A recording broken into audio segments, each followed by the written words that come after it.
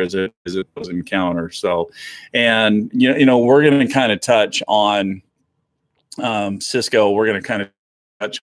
All right, YouTube is up and live, so we are live on both platforms now. Awesome. So I don't know what was going on. So for those of you, if you prefer the YouTube's live, you can certainly jump over there. You can stay on the Facebook. So yeah. So anyways, that transition later in when these bulls are called to, that's just one example of changing that technique of kind of getting close and just doing those soft cow calls, especially during a full moon. With elk going to bed so early in the day, getting within, a couple hundred yards of where they're at and just doing those soft cow calls.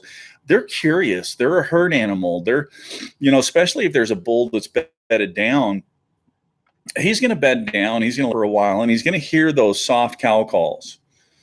Like I said, every 4 to 5 minutes, just a couple cow calls. He's going to come over. He's going to want to see what's going on, or he's going to want to see, hey, what is going on. So TJ, okay, you jumped over, confirmed. Perfect. Thanks, buddy. And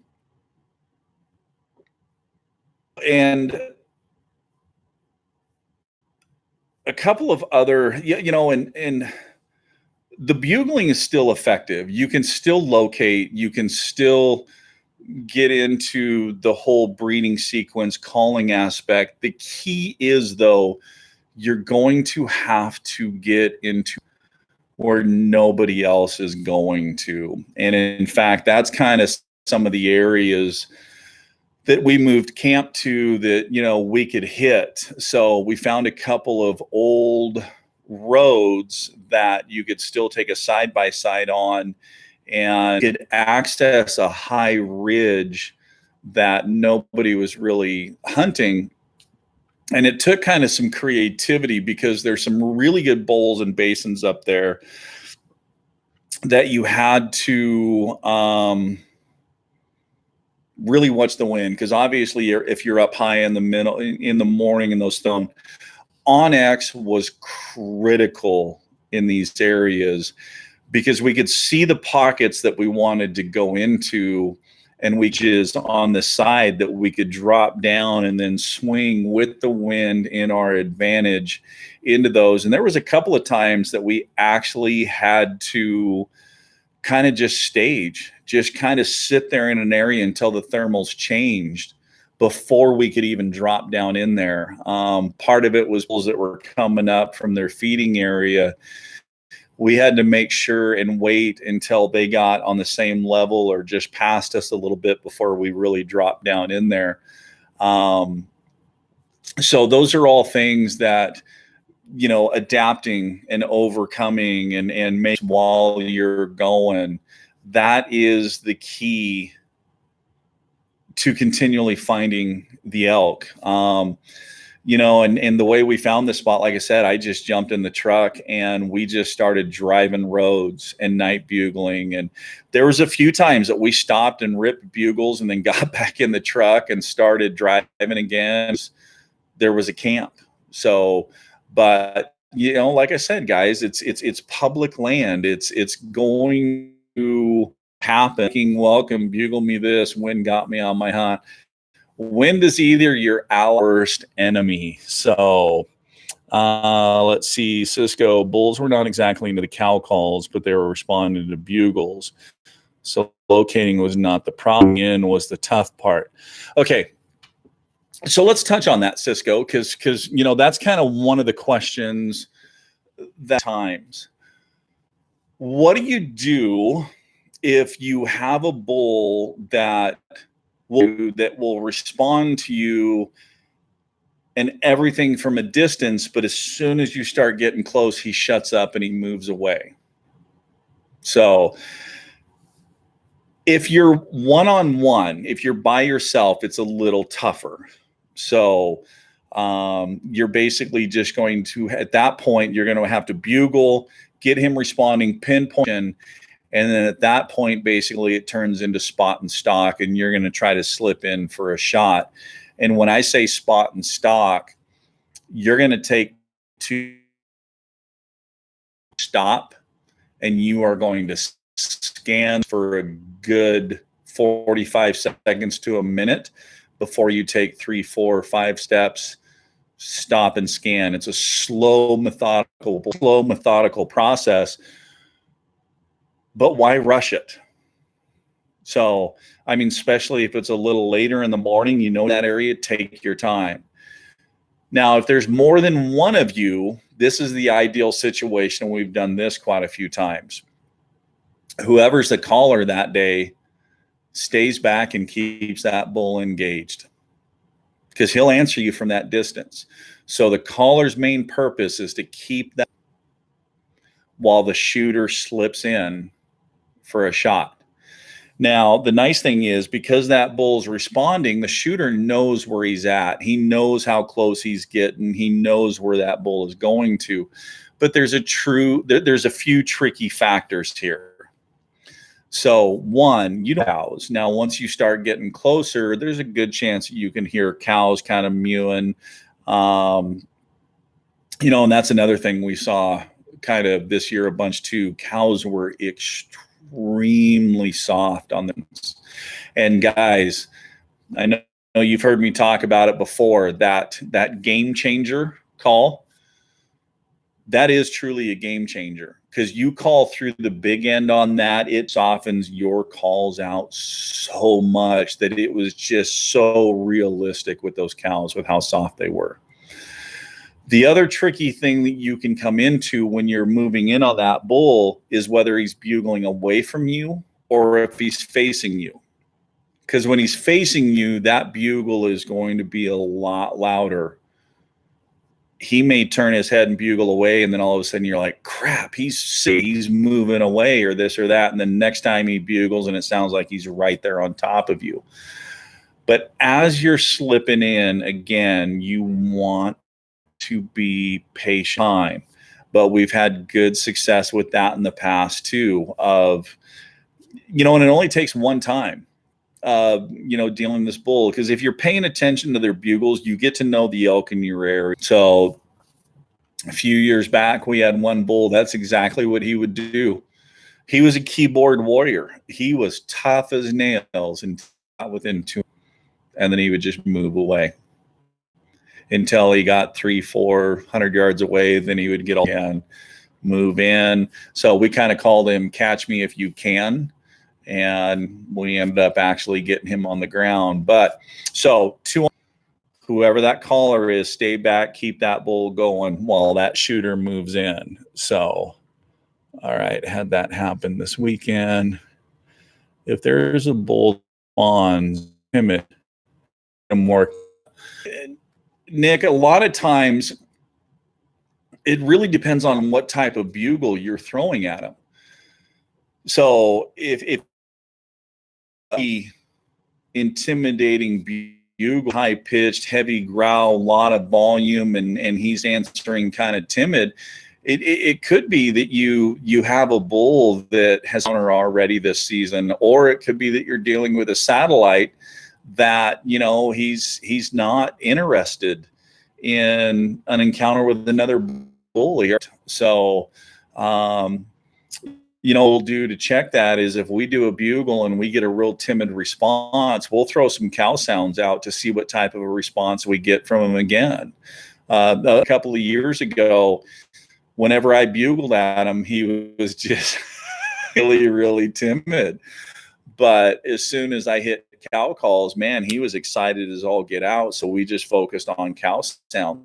They will tell you what sound they like. Just pay attention to the responses. That's really the key to really maximizing the number. Pay attention to the responses. So, you know, we had one bull, I think it was Monday of last week. He rolled off this high ridge, and we had actually found him the night before when we were night bugle, and went back in there the next morning. And I figured he had gone on up top to feed, and he got to the edge and just kind of just let it a little announcing that he's coming down. And so we moved a little closer, and where he was at, there was 2 ridges that he could take. We had a 50-50 chance. So we set up on one and rolling into the breeding sequence, and started with it slow and slowly breeding sequence a little bit and ramping up the excitement and the raking and the bull vocalizations. Once that bull got down on the same level with full blown lip ball and challenge and screaming, it was fun. It was an absolute blast encounter. So my shooter just happened to kind of get over on the edge a little bit where the wind was kind of blowing down into a dip that he was coming down in full of the shooter out front. And so that ended that one pretty dang quick. So let's see. Pulling bulls out of reprod. We actually got between him and his cows, and he was very responsive, but with the edge, that's a tough one there. You know, he knows he's safe in that reprod. Unless you can get in there and join him and maybe get a 10-yard shot, that's basically what you're going to have to do. You're going to have to go into that reprod and kind of set up. And if you know he's coming, kind of go quiet and let him go back into the reprod a little bit, and then see if the shooter can slip in there, find a shooting lane, and then have that caller pull him back to the edge again, because you have the same path, because they've already traveled it. They know it's safe. They know nothing's going to jump out and get them. So, but yeah, reprod sometimes can be so stinking thick and tough. And that's why they're there. Same thing with the chaparral brush here in Idaho. It's thick. They feel safe. They have travel corridors through there. They're comfortable in there. And sometimes you just have to go in there and just kind of root them out. So, have you ever make what to me sounded like a roar that was his main bugle? Yeah, actually, we encountered a bull this year that had some, or in the new spot that had some messed up vocal cords. And every time he would go to bugle, I can't even describe the sound that he would do. I mean, it almost sounded like a combination of a roar and somebody puking, going to chuckles. It was the craziest thing. And the first time we heard it, we were like, what the heck is that? And, we didn't think anything of it, but we actually had that bull come in on us and do it. And he was just a little raghorn, but had, some damage to his vocal cords or something. But yeah, you'll hear all different kinds of sounds out there with the bulls, because, just like us, we have different voices. They have different voices. I was watching a video today that somebody posted of a bull that it's one of the coolest bugles I've ever heard, and the echo and the resonance to this bull. And they were saying that, I was reading, before I watched the video, and they were saying they were listening to this bull, and they had a dinosaur to step out the way this dude is bugling. And then I went ahead and watched the video, and I was just kind of chuckling, because their description was exactly what you were hearing from this bull. It almost sounded like a T-Rex or something, just kind of throwing bugles out there. But yeah, there'll be all different kind of sounds. So that's all the big one for me for this second hunt. Which part, Cisco, and what time of year were you out there? He would not respond, only bugles. Nick, what time of year were you out there? Was this just last week or first part of the season, or where were we at? Jamie Johnson, how you doing? Mr. Jerry, welcome. Robert DJ took a nice 6x6 silent to soft low calls. We saw him approach on a string, audibly low methodical calls, brought him in silent. Looking for us. Colorado was tough, not much bugling. Yeah, I'll tell you guys, I'm not hearing a bunch of bugles don't overlook those soft cow sounds. And I'm not just a whole sequence of them. I'm talking about setting up, be patient, just 2 or 3 really soft counts, but be patient. But the key on this is pay attention, because a majority of the time these bulls will actually come in silent without even making a peep. You might get lucky if you hear a twig snap. So that's why you have to be really listening to all the sounds around, but also really scanning with your eyes, looking for movement, because they can be on top of you in a heartbeat. Charles G4 webpage isn't working. I'll shoot them a message and see what on Charles. Let's see. Josh, found it really odd. We had elk every year. This year, nothing. No water to speak of. And we finally found a spike feeding high. Followed your advice on waiting and bedding to sneak in. Killed me, but we watched them for 3 days until we felt good about it. What I didn't understand was there was a huge 6-power shooters and 2 spikes out there feeding every morning and evening with only 1 cow. Is this normal? No. And Josh, you know, I've been hearing a lot of different people that this has been a really, really odd year for elk behavior. And, you know, I know talking before the season and kind of prediction on what week to hunt. I know that bull that, you know, I harvested early. When we were prepping him on the mountain, he had probably that much fat on him.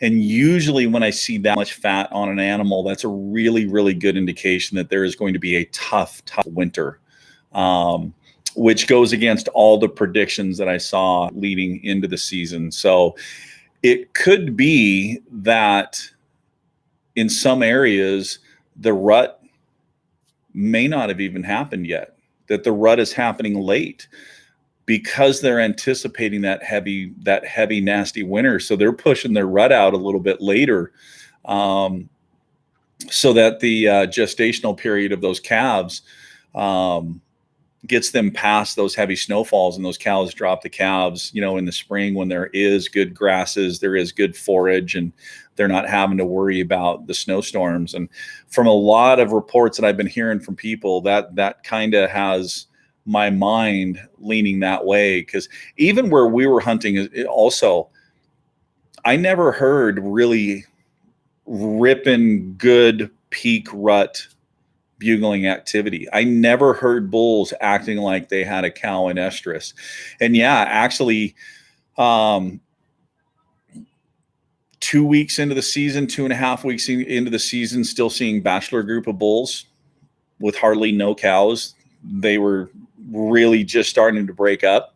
So, Josh, if I was going to bet, that's what it sounds like is happening in your area there. So, no, some years it's like that. So you might find just a bunch of bulls and not even a cow with them. Let's see, pre-scouting on weekends in Eastern Washington for rifle season, October 27th, early November. I'm looking for a bull, but also have an uncle that drew a cow tag in the area. Haven't found much yet, but when I do, how will their patterns change from now until then? Okay, so right now, Tim, they're kind of in that rutting mode. And this is kind of that peak rut to pre-rut transition. What happens this time of year, that peak rut to pre-rut transition, is the bigger bulls usually have done the breeding. They're done. They're going to start breaking off from the group. Now, there's still going to be a little bit of rutting activity going, but there's going to be those smaller bulls there. So for you guys having the combo, you're actually going to have a couple of different approaches. For the bull, you're going to want to kind of go back up on the mountain a little bit higher, kind of up, not quite as high as the summer range, but up near that direction, because those larger bulls, like I said, are going to peel off from the herd, and they're going to go up into that higher elevation and stay there until the heavy snows really start pushing them down. And then it's basically just going to be spend time on the glass. Rifle season, spend time on the glass, especially if you've got a bull tag, doing that homework, finding his transition, finding his pattern. Because basically at this point, he's going to want to go rest and feed. He's not going to be moving a ton because he's really going to want to pack on all of that weight and everything that he lost and the fat reserve that he lost during the rut. So he's really going to want to be packing that on in anticipation and getting ready for winter. Now, with the cow tag, they're generally going to be a little lower, kind of mid-mountain, maybe down still in the meadows. Lost and distressed calf, play on the maternal instinct of those cows. They will respond to a distressed calf, lost calf sound. And it's just,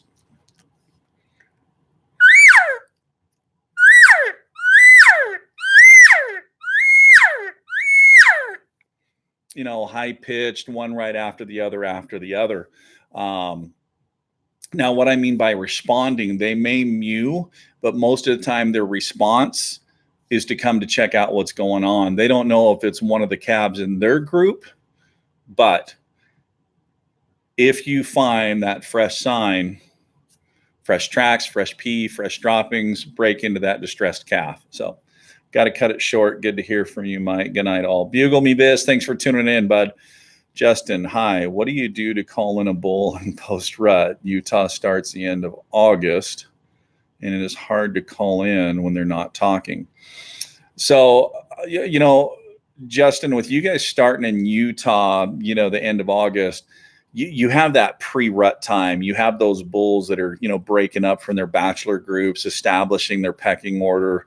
And that's kind of where you're raking, your chuckles, focus on those type of sounds. They're not typically ripping and really locating. But the thing you need to remember, Justin, is them coming to see what's going on, or they're coming to check you out or size you up. Them coming as a response too. I've talked about this in the past, that so many people, when you say response, they immediately jump to a bugle. That's the only response, is a bugle. It's not. It could be a bugle. It could be a low growl. It could be some soft chuckles. It could be them raking. It could be them coming to you. You got to be paying attention to all those different sounds. Because at that time, when you guys start in Utah, they're establishing their pecking order. They're trying to figure out who the dominant bull is. So a lot of times they're going to come in silent because they want to see this bull that's making the sound. They want to see this bull that's making, they want to kind of size that bull up before they really decide whether they want to engage with him or not. So, roger that. Thanks. Unfortunately, I'll have to wait another year, but sounds like a good plan. Wolf populated area too. Yeah, Tim, I've said that before. If wolves are there, elk are there.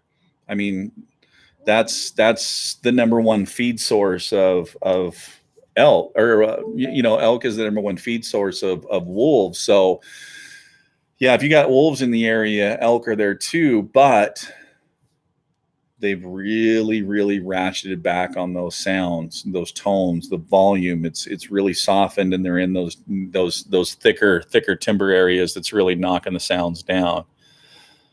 Scott, is there a way to call a bull off private if he already has several cows, or is it a waste of time to try? Quarter way into the private, bugling his head off and answering me consistently, but wouldn't budge. Scott, that's the hard part there. He knows where he's safe. If there's private ground around, they know where they're safe. They know where those boundaries are. And unfortunately, if you can't get within 150 yards of him, you're not going to be able to put the pressure on him. And if he has a hot cow, you're wasting your time. You're not going to pull that bull away from that hot cow, especially where you can't really get close in and put the pressure on him that's needed. So, Scott, we've talked about this before. It's that fight or flight mentality. It's like somebody challenging you to you walk out of a restaurant with your wife and there's somebody on the opposite side of the parking lot that's now all of a sudden challenging you to a fight. Well, our fight or flight mentality is going to calculate and gauge the whole situation. How far away is he? Where's our vehicle? Can I get my wife in the vehicle and remove her from this situation and make sure that she is safe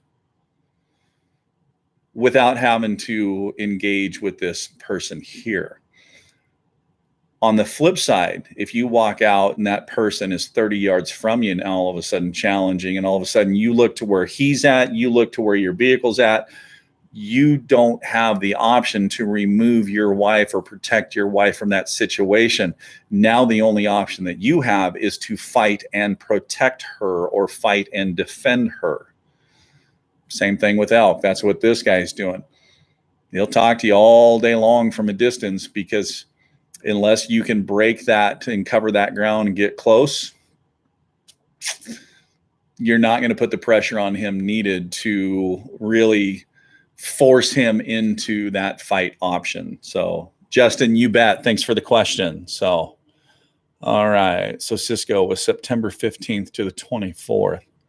Okay, so you were right in there with, should have been, part of that should have been peak rut time. So, but again, without knowing exactly, where you're at, what the situation is as far as weather. And, that's another thing, guys.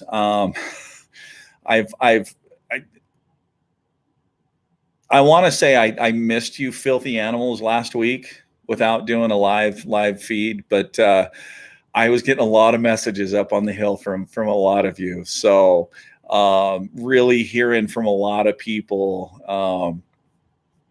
about, let's see, what were some of the messages? Oh, I'm 400 yards away from a bedded bull. What should I do? Or, a couple of them were like, man, we haven't even seen a single elk. We've been here for 5 days. And my response was, well, are you seeing fresh sign? No. My next question, why are you still there then?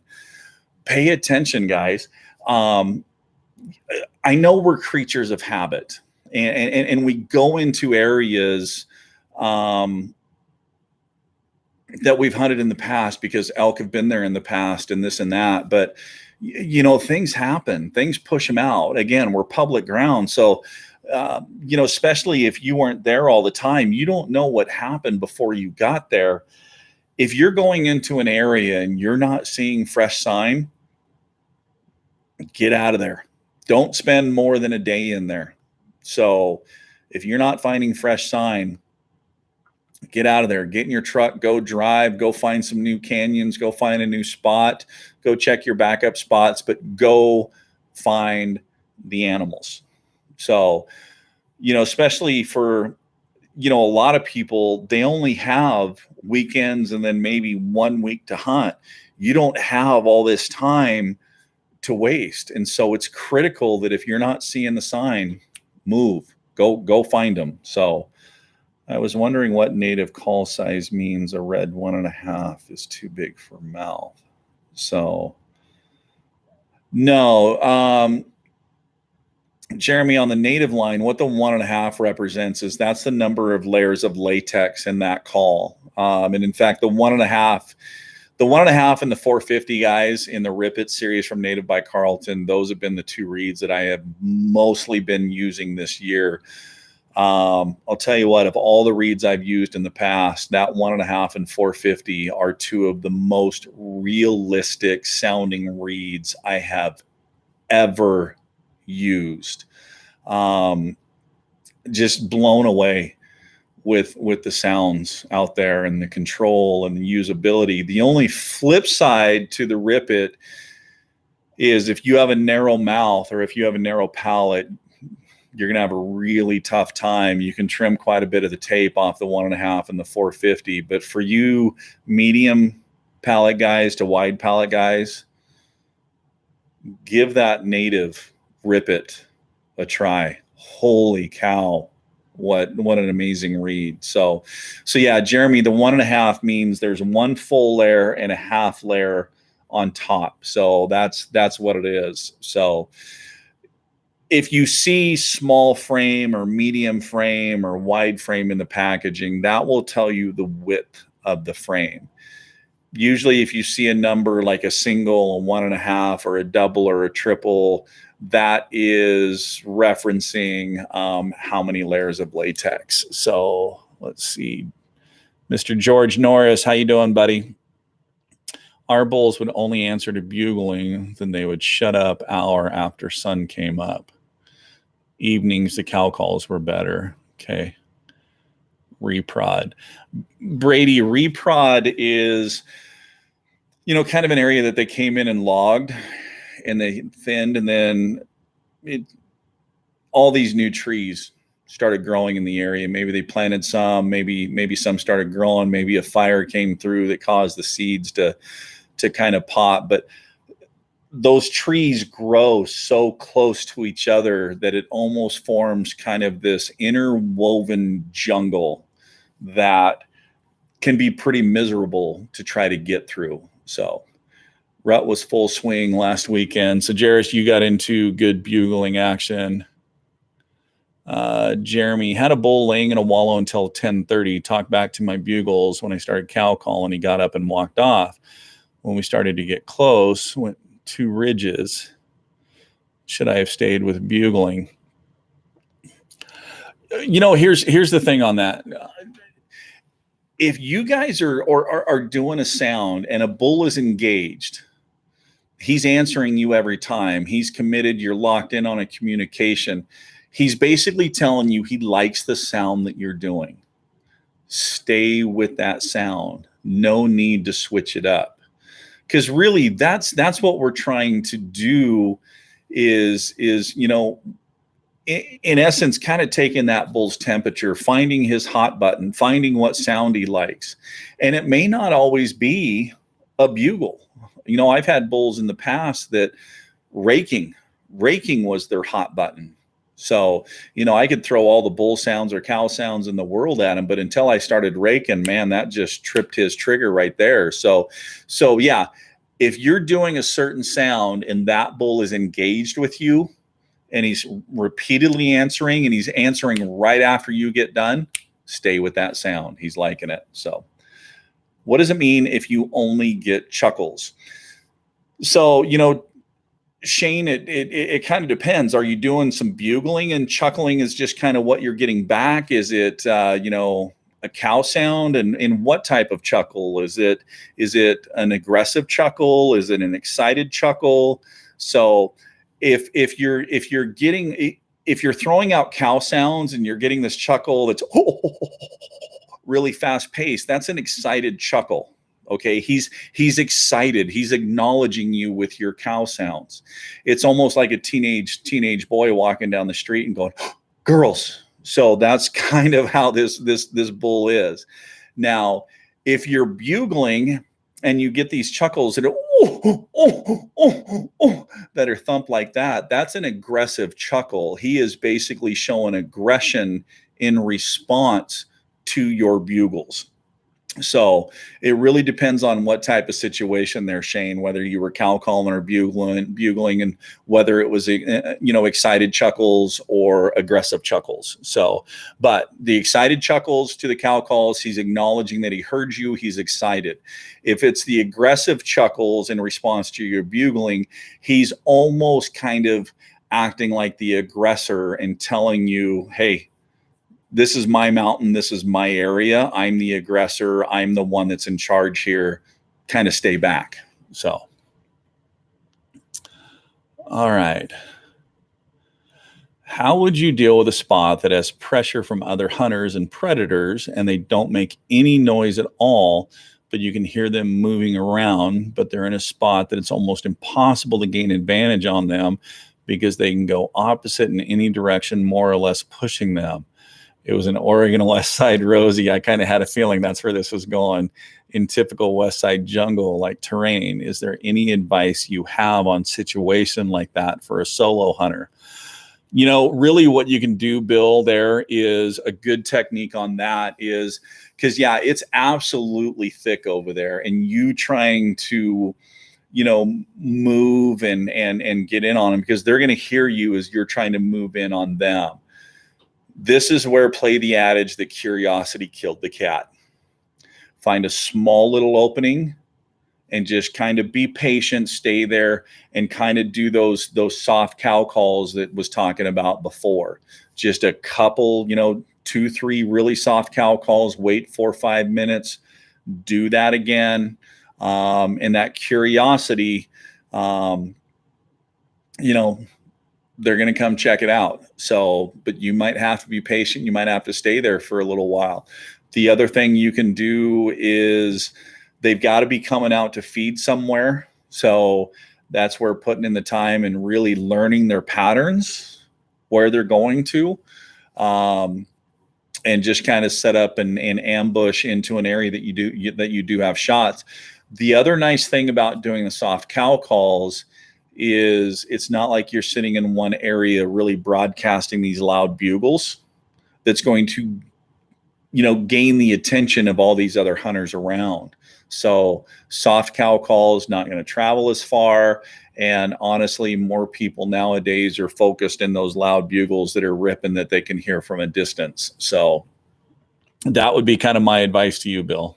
So Cisco. Okay.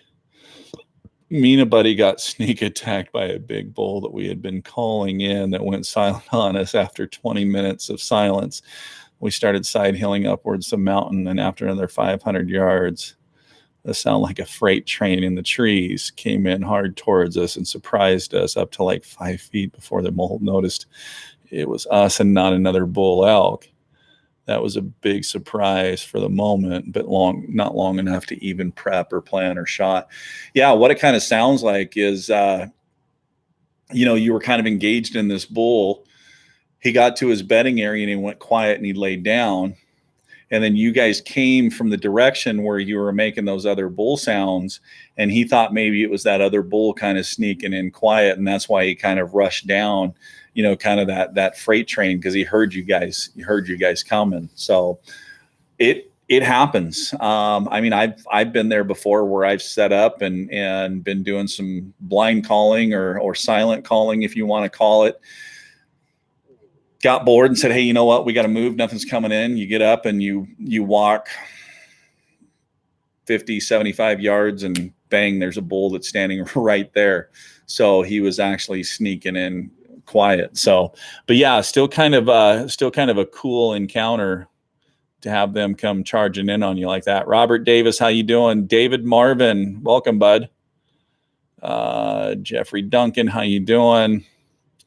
Hey, Batiste, how's things? So how do you handle sheep in an area and how far do the elk move? Jeremy, the way I handle sheep in an area is I move. So, past experience in dealing with it, sheep just decimate that area, overgraze it, trample everything. The area just stinks like sheep. Plus the dogs and all the commotion going on. Yeah, I've seen elk leave that area, and how long until they come back? Man, pretty much until that sheep smell is completely gone out of there. So how far will they move?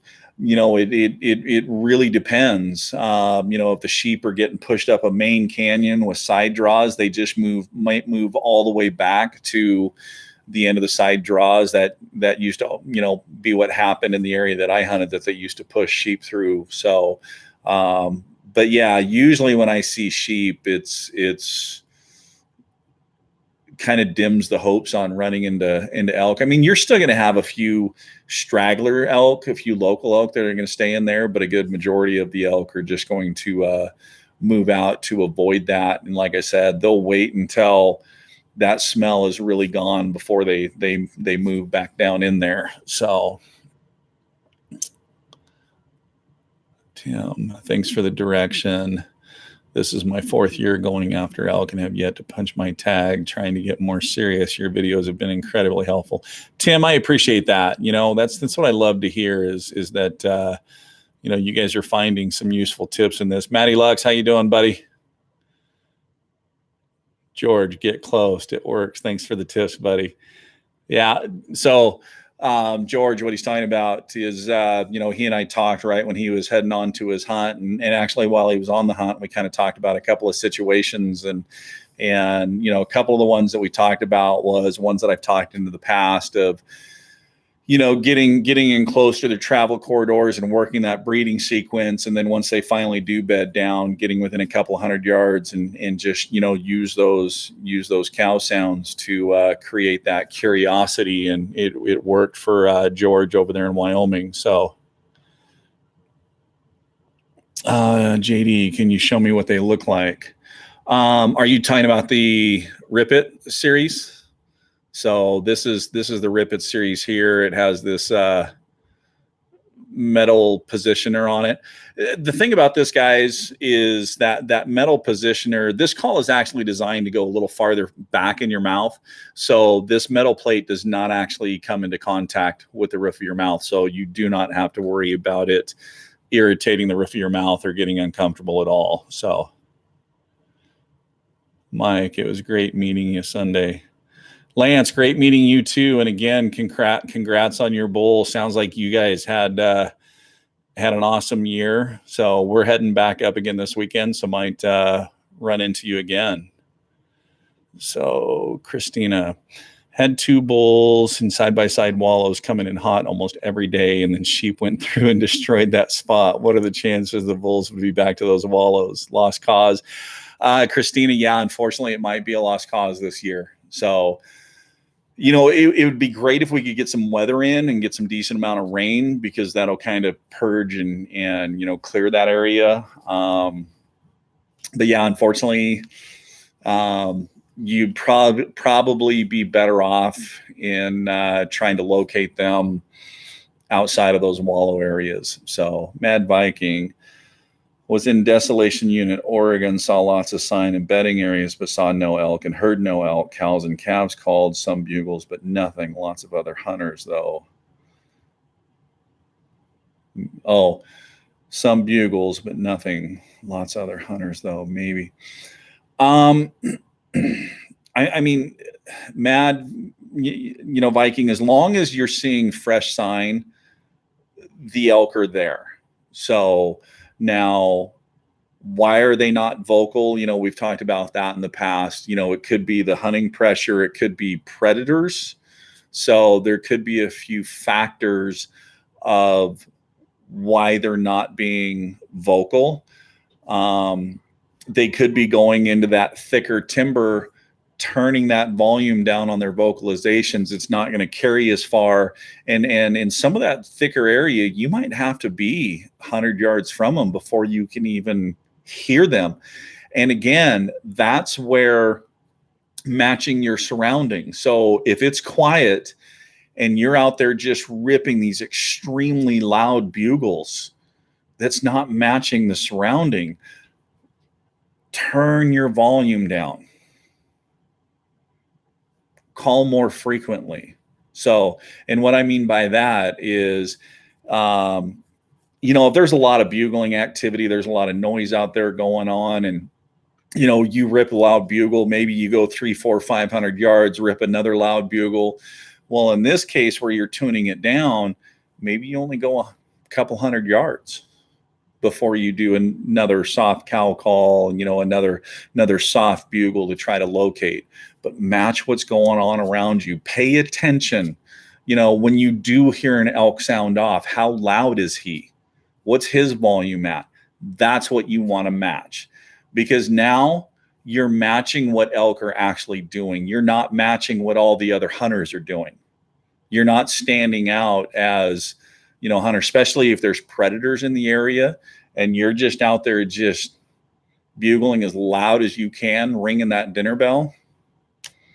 So they know they're going to kind of move away from it. They're like, that dude's done.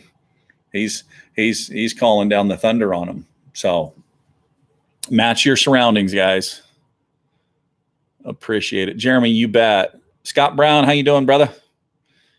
Mr. Andy, thanks. Been so informational, getting so much closer all the time. Thanks for all the help and info. Got to go with grandkids. Bernie, enjoy those grandkids. Not able to hunt this year, but great information for next. You know, it's always never too early to start working. In fact, I know I shut down the lessons for a while. I'm cranking them back up starting Monday, October 8th. I already have a few lessons scheduled for that week. If you guys are interested in getting lessons and getting a jump start on your prep for next year, send me messages. This is a great time to get going because a lot of your encounters are fresh in your mind, and it really, really helps in some of these lessons. So, all right, well, can't see you, but after an extremely frustrated and hard hunt, I just got my last of my cow back to the truck. Not talking, not traveling, driving down the road and got it done. Cow down, small, but I will take it. First elk with a bow. Mr. Andy, congratulations on your first elk with your bow. That is awesome. GC calls social media hates me. Better late than never. Welcome, buddy. Okay. Able to talk about bulls with prolonged chuckles. What does that mean? Had a bull chuckle for what seemed like 10 to 15 seconds. I basically reflected the call. How do you handle that? Yeah, some bulls are that way. We had a bull a few years ago back that we called chuckles. I mean, that's all he did. Same thing. He never bugled. Just his chuckles were always, like you said, 10, 15, 20 seconds long. But like we touched on earlier, what type of chuckles is he doing? Are they excited chuckles? Are they aggressive chuckles? That's the key there. Focus on the type of chuckling that he's doing. That's going to give you an indication of his mindset and how he's responding to what you're doing. If you're not sure of his mindset, absolutely mimicking him is a great way to go because, you're kind of on that same level with him and you can kind of understand and he can understand kind of where you're coming from and you can kind of unlock his mindset a little bit. So my early archery season was a bust. I was only able to get 2 days off to hunt. Unfortunately, late archery in Washington is November 28th to December 8th. What suggestion could you offer? Never hunted late season.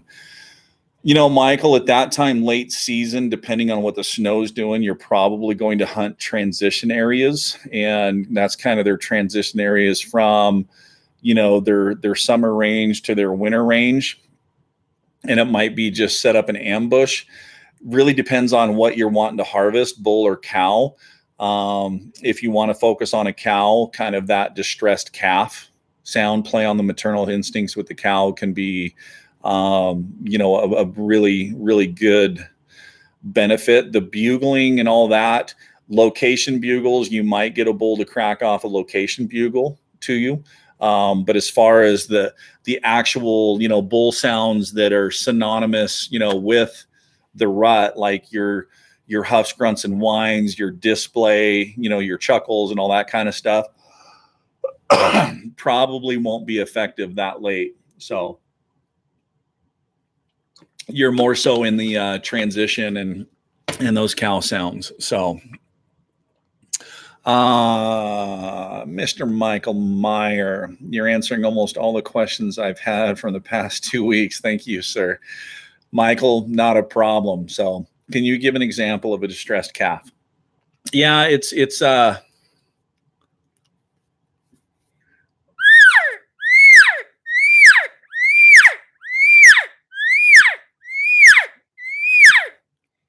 it's that high pitch, short. There's a lot of energy into it. It's definitely,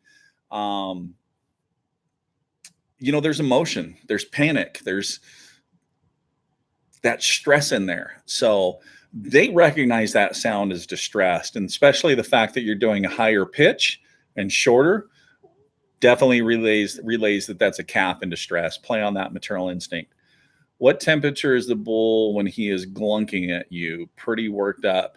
So Miggs, if a bull is glunking at you, he thinks that there's a hot cow in the area, and what he's doing by glunking is he's testing that air. He's checking that air. He wants to know for himself whether that cow is hot. So, and that's basically what glunking is. So, so yeah, if you've got a bull that's close by that's glunking, yeah, he's already looking for a hot cow. That's where breaking into a breeding sequence would be highly effective on that bull. So, Michael, you bet. Hey, thanks for the question. So, all right, coming up, guys. So first off, okay, the field test of the 6 a.m. game bags passed with flying colors. I also got the stamp of approval from my butcher on the 6 a.m. game bags. That's one of the things. Anytime that I test a game bag, I want my butcher's input on it, on how well they breathe, how well the meat did in the sack. The 6 a.m. game bags did awesome. I did call 6 a.m. and give a couple of recommendations that I would like to see the bags about 2.5 inches wider, and 4 or 5 inches taller. And Tristan took it to heart. So sounds like they're going to start making, and I have the Hunter kit, which is 6 bags. It's 4 quarter bags and 2 loose meat bags. So the Hunter kit is going to start coming with a little larger bags for the quarter bags. So for those of you that are looking, this is the 6 a.m. game bag right here. So it is a stop nylon, extremely lightweight. This is one of the quarter bags. In fact, when we pulled this out, when we were cutting up my bull, I looked at the size of that bag and I was like, there is no way that a quarter is fitting in that. The bull I actually took had pretty good size hindquarters. They fit in those bags, not a problem. Like I said, just a little bit longer so you can really seal the top. So if you guys are looking for a bag, when I got home, I threw those in a bucket of water and vinegar to pull the blood out, and then threw them in the washing machine, and they look brand new. There's no smell to them. So definitely check out the 6 a.m. game bags. This weekend, I am going to, when I head back up, I am going to field test the Sacrifice LS and also get the video review of that pack. I know a couple of you guys have asked about a review on that pack. So as far as for packing meat out, I also have the pack out bags that are produced right here in Idaho. It's kind of the front and the back to kind of stabilize your load. So hopefully going to be putting those through the test as well. So couple of videos coming up. I do have a video that it's kind of a combined video that I'm putting together. It's decoy use and attractant scents. The hot on the trail scent sticks that I showed you guys. So putting together a video out there in the field of a combo use of decoys and using the scent. So that's coming up as well too. So, all right, if you guys have any more questions, now is the time, throw them in. We're kind of starting to wrap up. I know we've gone over an hour on Facebook. YouTube, we're just approaching the hour. So if you guys have any other questions, get them in. We'll give it a few more minutes here. We will be back next Wednesday live from this point on, live every Wednesday night, guys. So, and as long as you guys keep coming in, asking these great questions, we'll be there. So, like I said, to any of you that are interested in getting a jump start on prep for next week or for next year, get a hold of me and we can get some lessons set up. So, all right, guys.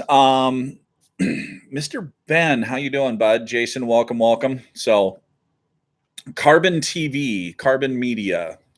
We are getting closer and closer to the launch on that. There was some things that I had to do on my side to kind of finalize putting that together, but unfortunately, with being out in the woods, it's pretty hard to do a lot of the stuff that I needed to do.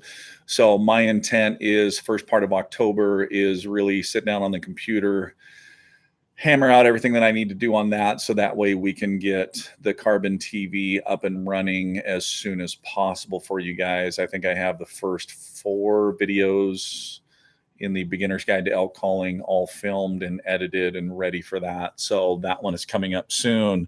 GC, thanks for your wisdom. Hey, thanks for tuning in. I wouldn't be able to do this without you guys. So, thanks for the barking back tip. It really worked.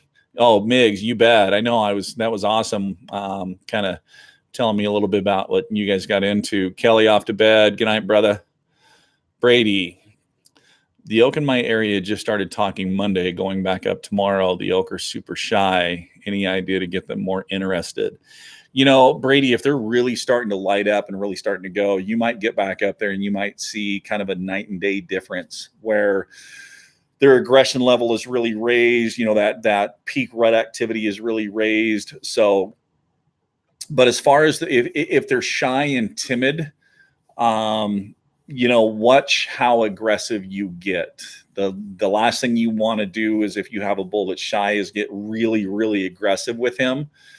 You can kind of throw some different sounds out. You know, some, you know, like I said, doing the, I've talked about in the past, doing the kind of the breeding sequence with the cow sounds. And then you kind of take his temperature where you throw in the bull sounds with some huffs, grunts, and whines. See how he responds to it. If he responds okay, then maybe you add a little bit of raking in, you know, kind of step up that aggression level. See what level of aggression he's going to let you get away with. If you go too aggressive and he starts getting really shy or backing off the engagement with you, then back off your calling, kind of stay in that happy medium that he's comfortable with, and then just stay right in that pocket. So he'll let you know what he's liking and what he doesn't like. So, all right, guys, we are going to wrap this up for another Wednesday. I appreciate each and every one of you guys. So without you, I would not be able to do this. You guys are the reason we're doing this. I love hearing all of your response, all of your success. It's just so cool seeing you guys find success. That's absolutely what I love and the reason I'm doing this. So, as always, guys, keep calling, keep practicing, but most importantly, have fun with this. All right, guys, we will see you next week on another episode of Wapiti Wednesday Q&A Live. Until then, have a great week. If you get out this weekend, best of luck to everybody. We'll see you guys next week.